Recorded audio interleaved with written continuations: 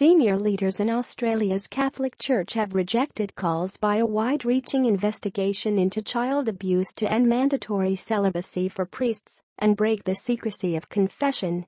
The Australian Royal Commission into Institutional Responses to Child Sexual Abuse, which concluded Thursday after 5 years of work, delivered a total of 189 new recommendations to address what it described as a serious failure by Australia's institutions to protect its most vulnerable citizens. The landmark report estimates tens of thousands of children have been abused in Australian institutions, in what the Commission described as a national tragedy. We now know that countless thousands of children have been sexually abused in many institutions in Australia. In many institutions, multiple abusers have sexually abused children, the report said. We must accept that institutional child sexual abuse has been occurring for generations. The Catholic Church alone was the target of about 20 recommendations. In what would amount to a radical shake-up of centuries of tradition in religious orthodoxy, the recommendations called for protocols for screening priests, mandatory reporting of religious confessions, and a suggestion to end mandatory celibacy for priests. Of the survivors who reported being abused in a religious institution, 61.4% said it occurred in a Catholic organization.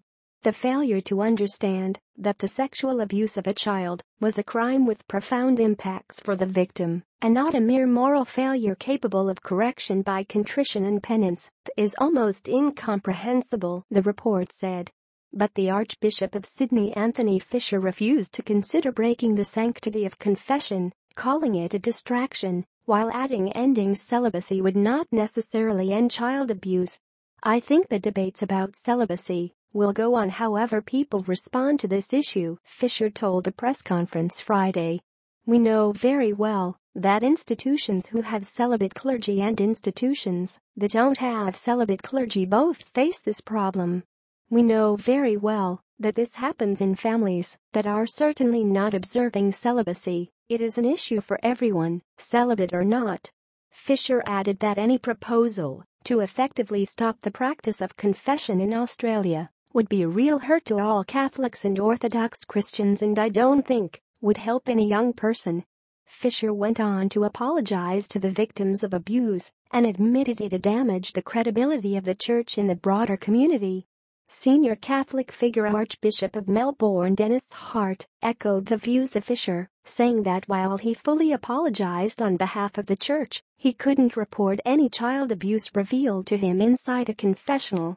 Speaking at a press conference Friday, the Archbishop added that, while he would be unable to report revelations made inside a confessional, he would certainly insist that, if a person came to me and confessed those heinous crimes, I would refuse them absolution until they went to authorities, Hart told reporters.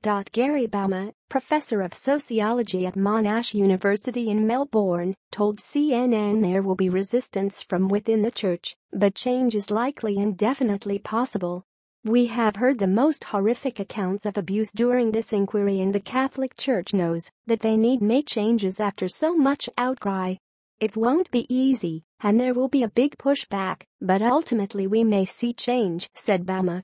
Although the report does not have jurisdiction on Rome, it called for Australia's archbishops to ask the Vatican for the changes at the Bishops' Conference, putting pressure on the Church itself to show they are willing to change.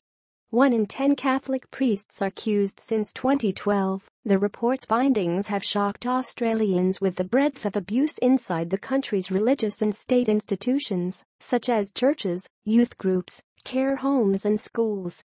In February 2017, the Commission revealed 7% of Australian Catholic priests had been accused of abusing children inside religious institutions. In some orders, more than 40% of brothers were implicated. Several prominent Catholic figures in Australia have already apologized for the Commission's findings.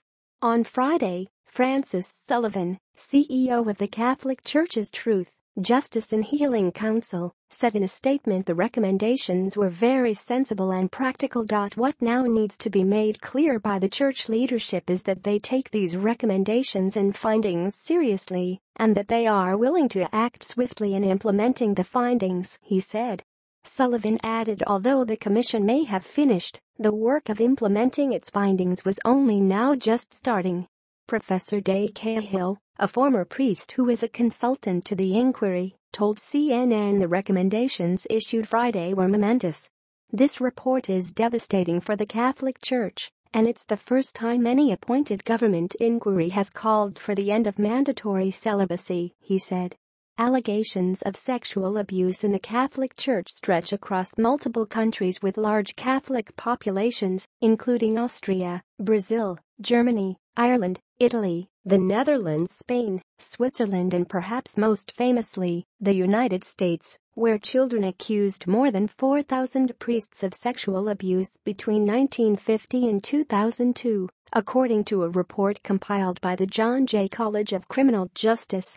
An exercise in love announced in 2012 under former Prime Minister Julia Gillard, the Royal Commission interviewed almost 8,000 survivors of child sexual abuse over 5 years and referred more than 2,500 matters to police. Following the report's release, Gillard thanked the commissioners on her official social media. Our nation is indebted to you and to the survivors who fought so hard for justice and a safer future for our children, she said. The report also called for a national memorial to be constructed in honor of the victims and survivors of institutional child sexual abuse in Canberra, the national capital. Australian Prime Minister Malcolm Turnbull said the work of the commission had been an exercise in love. Again and again you see this repeated. Thank you for hearing me. Thank you for believing me. The first time somebody, an authority has listened to me, has heard my story, he told reporters Friday. Turnbull's government announced almost $40 million, AU $52 million, in funding Friday to help victims of child abuse, including up to $150,000 in compensation for each victim, according to local media.